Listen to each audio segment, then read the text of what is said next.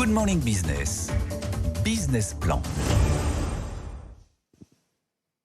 Et la matinale de l'économie ce matin est à Saint-Ouen pour le Tour de France BFM Business à Saint-Ouen. Pourquoi ? Parce qu'on est à 5 mois des Jeux Olympiques et qu'on est allé voir de près où on en est sur les travaux. Et justement, les travaux, c'est votre métier.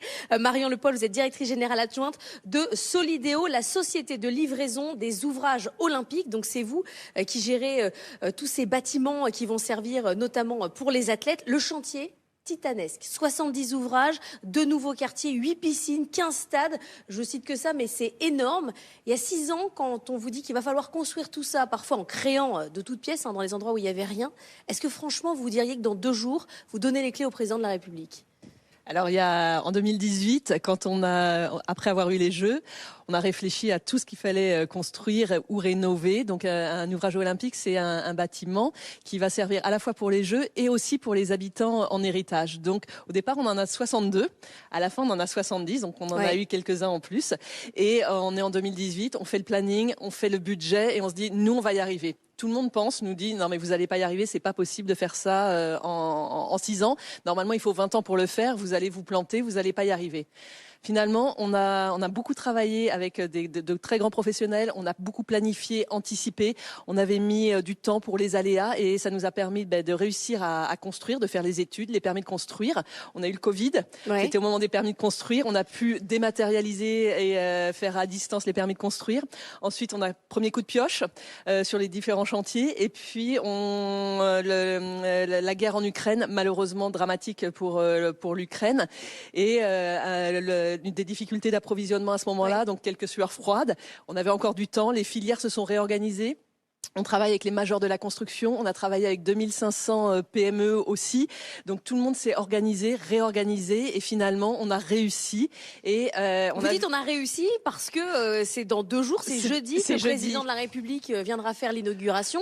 Là clairement, la peinture c'est fini. Tout est fini. Les salles de bain c'est bon, c'est terminé. Tout est terminé, tous les bâtiments sont terminés. En fait depuis juillet, on inspecte tous les bâtiments pour dire est-ce que c'est correct, pas correct. Il y a 2800 logements, donc il faut un peu de temps pour regarder.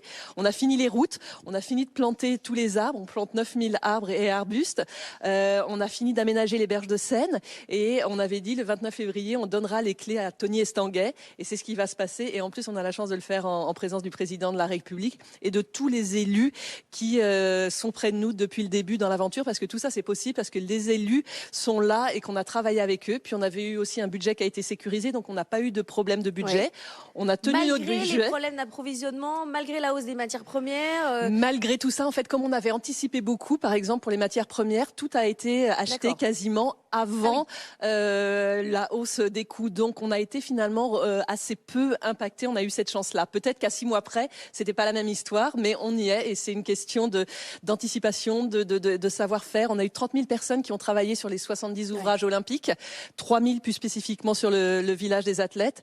Et le village des athlètes, c'est 14 250 athlètes pendant les Jeux, 9 000 pendant les olympiques.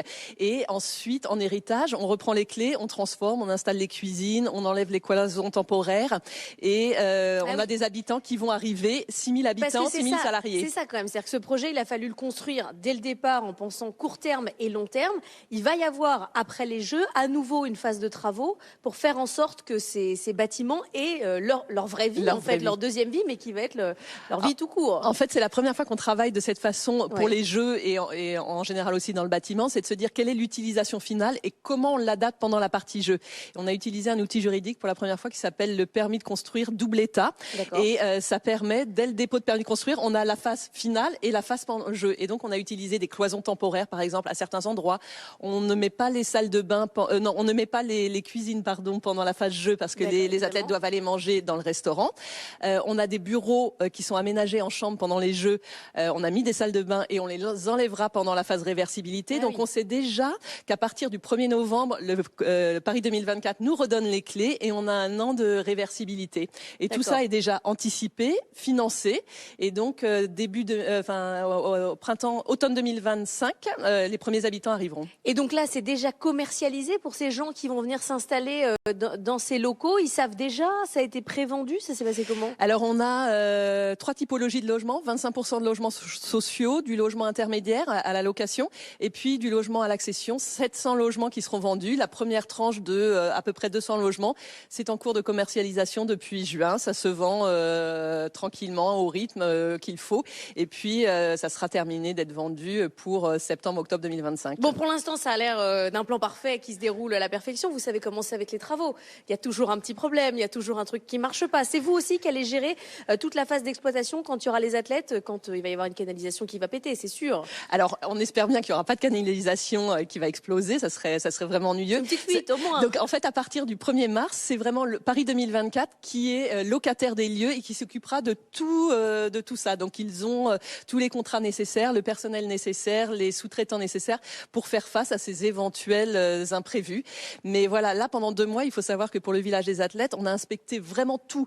Les cages d'escalier, les ascenseurs, les appartements, les gaines techniques. On a levé les réserves et amélioré ce qu'il fallait améliorer. Et ça, en 2 mois, c'est assez incroyable de le faire. Et là, c'est vraiment prêt. C'est fou, mais c'est prêt.